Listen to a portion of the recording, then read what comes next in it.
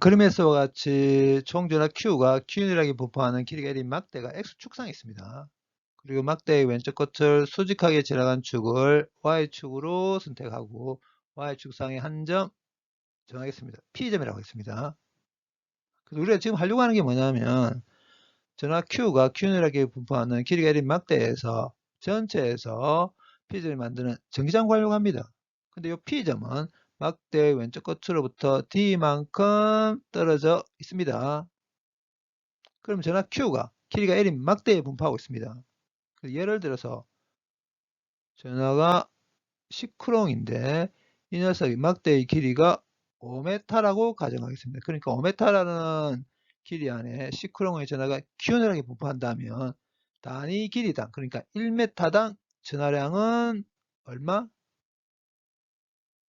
예, 5분의 10, 2크롱이죠. 그래서 일반적으로 이거 알고 있고 요거 알고 있다면 Q 알고 있고 길이 L을 알고 있다면 단위 길이당 전하량을 구하려면 어떻게 하면 되냐면 Q를 L로 나눠버리면 됩니다. 그러면 단위 길이당 1m당 전하량 구할 수 있습니다. 그래서 단위 길이당 전하량을 표기할 때 보통 그리스 문자 람다로 표기합니다. 그럼 단위 길이당 전하량은 Q를 L로 나눈 겁니다. 그러면 단위는 구롱 퍼 메타에 해당될 겁니다. 그러면 단위 길이당 전하량을 알고 있을 경우에 특정한 길이에 포함되어 있는 전하량을 구하기 위해서는 어떻게 하면 되냐면 이걸 없애버리면 되거든요. 근데 이게 길이의 단위죠. 그래서 결과적으로는 특정한 길이에 포함되어 있는 전하량을 구하려면 단위 길이당 전하에다가 길이를 곱해버리면 됩니다. 근데 Q의 전하가 길이가 L인 막대에 Q이라고 분포합니다. 그 말은 전하가 연속적으로 분포한다는 뜻이죠. 그러면 전하가 연속적으로 분포하는 길이가 있는 막대에서 P점에 만드는 전기장을 전체한 전기장을 구하기 위해서는 제일 먼저 뭘 해야 되냐면 막대를 아주 작은 길이로 이렇게 나눠야 됩니다. 실제로 아주 작게 나눈 걸 과장해서 그리고 있습니다. 이렇게 나눈 다음에 특정한 한 부분을 선택해야 됩니다. 그래서 이렇게 특정한 한 부분을 선택했다고 하겠습니다. 그럼 선택한 부분이 원점으로부터 이 거리가 x라고 하겠습니다. 그러면 선택한 부분으로부터 P점까지 거리를 r이라고 한다면 r은 루트 x제곱 보태기 d제곱이겠죠. 그럼 이 길이를 dx라고 한다면 dx라는 길이 안에 포함되어 있는 전하량은 전체 전하 중에 극히 일부분이 포함되어 있을 겁니다. 그러면 dx라는 길이 안에 포함되어 있는 전하량을 dq라고 한다면 이 dq는 단위 길이당 전하에다가 길이를 곱하면 된다고 했었습니다. 이렇게 곱해버리면 됩니다. 근데 공간상의 한 점에 플러스 q의 전하가 있다고 하겠습니다. 그러면 이 녀석이 r만큼 떨어진 점에 만드는 전기장 방향은 이렇게 멀어지는 방향으로 전기장을 만들고 r만큼 떨어진 점에 만드는 전기장의 크기는 구름상수 r제곱 q 이렇게. 그래서 막대를 좀 전에 한 것처럼 이렇게 구간을 나눕니다. 구간을 나눈 다음에 특정 한 부분을 선택했습니다. 그래서 딴 건 생각하지 말고 선택한 이 부분만에 전기장부터 먼저 생각합니다. 그러면 선택한 이 부분만에 의한 P점에 만드는 전기장은 전체 중에 극히 일부분이 만드는 전기장일 거고 이 Q의 부호가 플러스라고 가정하겠습니다. 그러면 dx라는 길이 안에 포함되어 있는 전하의 부호도 플러스일 겁니다. 그러면 dx라는 길이 안에 포함되어 있는 dq가 P점에 만드는 전기장 방향은 이렇게 만들겠죠. 이렇게 멀어지는 방향으로 전기장을 만들 겁니다. 그러면 dx라는 길이 안에 포함되어 있는 dq가 P점에 만드는 전기장의 크기 전체 중에 극히 일부분이 만드는 전기장일 거라서 이렇게 표기하도록 하겠습니다. 그러면 이 크기는 구롱상수 r제곱 dq 이렇게. 근데 이 dq를 람다 dx로 표기하는 게 가능합니다. 그래서 람다 dx를 바꾸고 r이 루트 x제곱 빼기 d제곱이죠. 그래서 이 분모에 r제곱이 있으니까 이렇게 되게 될 겁니다. 근데 이 단위 길이당 전하 이렇게 표기할 수 있습니다.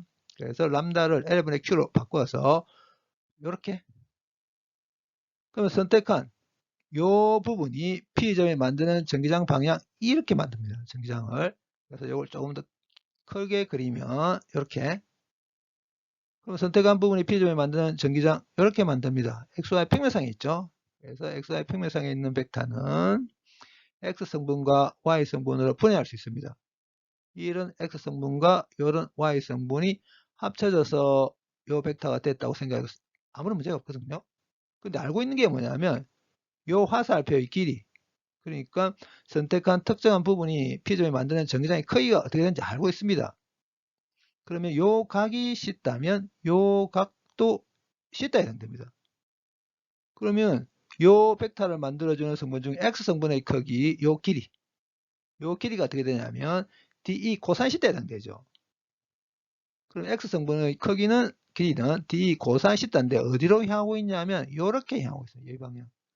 X축에 이름이 붙어져 있는 방향, 그러니까 플러스 방향과 정반대 방향이 마이너스 방향을 향하고 있죠. 그러면 DE 여기 집어넣고 여기 시다거든요. 그럼 코사인 시다는 R분의 X일 겁니다. 그래서 코사인 시다를 R분의 X로 이렇게 바꿔버리겠습니다. 그 다음에 이 전체를 정리하게 되면 이렇게 정리할 수 있습니다. 그 다음에 이제 Y 성분 보도록 하겠습니다. 그러면 요게 선택한 특정한 부분이 P점이 만드는 전기장의 Y 성분이죠. 그러면 요만큼의 화살표의 길이는 DE 40다일 거고 어디로 향하고 있냐면 이렇게 향하고 있어요. 이렇게. Y축에 이름이 붙어져 있는 플러스 방향으로 향하고 있습니다. 그래서 Y 성분은 이렇게 쓸 수 있고 여기도 마찬가지로 DE 집어넣고 sin θ는 어떻게 될 거냐면 R분의 T가 되게 되죠. 그래서 이렇게 요걸 정리를 하게 되면 이렇게 정리할 수 있습니다.